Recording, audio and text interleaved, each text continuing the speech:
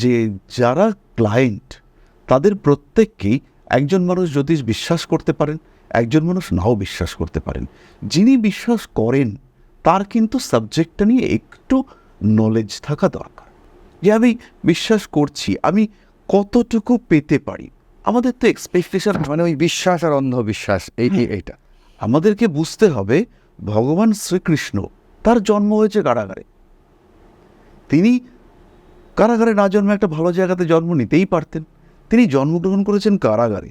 তিনি পৃথিবীকে দেখাতে চেয়েছেন যে জীবনের শুরুটাই টাফ, জীবনের শুরুটা ইজি হবে না। তার যে মৃত্যু, তার মৃত্যু হয়েছে আঘাতে। তার পরিবার, আমরা যদি মহাভারত দেখি, তার পরিবার ভয়ঙ্করভাবে ধ্বংস হয়েছে। মহাভারতের যে পঞ্চ পাণ্ডব বা কর্ণ, এরা প্রত্যেকেই বিভিন্ন দেবতার পুত্র। কি স্ট্রাগল লাইফে! রাজ সন্তান হয়ে দেবতার পুত্র, রাজ পরিবারে জন্ম, তাদের বড় হয়ে ওঠা হচ্ছে কখনো শত্রু পরিবৃত অবস্থায়, কখনো লাক্ষাগৃহের আগুন থেকে তারা বাঁচছে, কখনো বনবাসে 13 বছর, লোকের বাড়িতে দাস, রাজপুত্র। হস্তিনাপুর হচ্ছে তখনকার শ্রেষ্ঠ রাজ্যত্বগুলোর মধ্যে একটা, মগধ, হস্তিনাপুরেরা। তাহলে হস্তিনাপুরের রাজ সন্তান, সে বিরাট রাজার বাড়িতে ঘোড়াকে যত্ন করছে।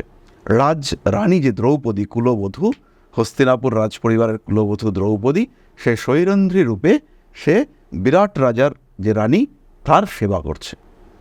এই যে স্ট্রাগল, এটা আমরা মানতে চাই না। আমার কাছে কিছু টাকা আছে, তাহলে আমার সব কিছু ভালো হবে, বা আমি পড়াশুনো কিছুটা করেছি, আমার সব কিছু ভালো হবে। এই যে ভালো হওয়ানোর চেষ্টা, এতে আমরা বাস্তবকে মানতে চাই না।